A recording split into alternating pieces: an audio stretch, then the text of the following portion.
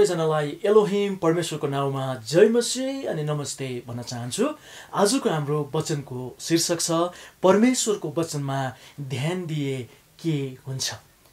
प्रियहरू, परमेश्वरको वचन चाहिँ यस्तो वचन हो जो चाहिँ तपाईँ अनि मेरो लागि है हाम्रो खुट्टाको निम्ति बत्ती हो, हाम्रो जीवनको लागि एउटा नयाँ आशा हो अनि हामीलाई कहिले पनि नसकिने अनन्तको शान्ति दिने चाहिँ परमेश्वरको वचन हो।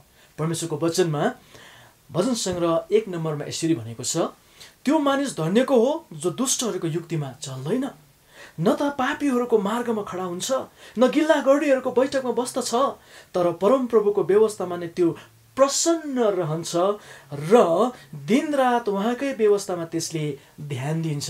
अनि यो परमेश्वरको व्यवस्था, परमेश्वरको वचनमा ध्यान दिँदा चाहिँ के हुने रहेछ त भन्दै गर्दा चाहिँ खोलाको धारको छेउमा रोपेको बोट जस्तै त्यो हुन्छ अरे, जसले आफ्नो ऋतुमा फल दिन्छ, जसको पात कहिले नै ओइलाउँदैन र त्यसले जे गर्छ त्यसमा त्यो सफल हुन्छ।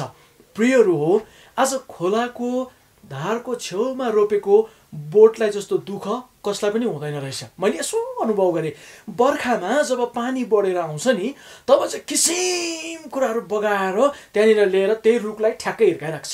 ढुङ्गा बगेर आउँछ त्यही रुखलाई हिर्काइराख्छ, नराम्रो कुराहरू बगेर आउँछ त्यही रुखलाई हिर्काइराख्छ, तर त्यो रुख सुक्दैन त। किन सुक्दैन रहेछ भन्दा चाहिँ खोलाको धारमा रोपेको त्यो बोट, खोलासँग पानीसँग त्यसको सम्पर्क हुन्छ। अनि आज तपाईँहरूलाई उत्साह दिन चाहन्छु प्रियहरू हो, हामी जब परमेश्वरको वचनमा जिउँछौँ, परमेश्वरको वचन आधारित जिउँछौँ, परमेश्वरको व्यवस्थामा रमाउँछौँ, खुसी हुन्छौँ भनेदेखिलाई हामी जीवनमा, हाम्रो जीवनमा पनि विभिन्न प्रकारको कुरा आउँछ। जसरी त्यो खोलाको छेउमा रोपेको बोटले चाहिँ सहनु परेको थियो, कहिलेकाहीँ हामीलाई भनाइ आउँछ, कहिलेकाहीँ हामीलाई लालछनाहरू आउँछ, कहिलेकाहीँ हामीले गर्दैन गरेको कुराको दोष रोपन हुन्छ, कहिलेकाहीँ नि विभिन्न प्रकारको दुःख दिने कुराहरू बगेर आउँछ। तपाईँ र मेरो जीवनमा मानिसहरूले हामीलाई दुःख दिन्छन्, विभिन्न प्रकारको कुरा हुन्छ। जसरी ढुङ्गाले हिर्काउँदा पनि, नराम्रो कुरा त्यहाँ टालिँदा पनि, घिनलाग्दो कुराहरू आएर पनि त्यो रुखलाई हिर्काइराख्दा पनि त्यो रुख कहिले पनि सुक्दैन, पानीको सम्पर्कमा छ। आज तपाईँ र म, येशू जस आफैले भन्नुभयो म जीवनको पानी हो, अनि उहाँसँग तपाईँ र मेरो सम्पर्क भयो भने नि तपाईँ पनि त्यो बोट जस्तै हुनुहुँदो रहेछ, जुन बोटले चाहिँ आफ्नो ऋतुमा फल दिन्छ, जसको पात कहिले नै ओइलाउँदैन।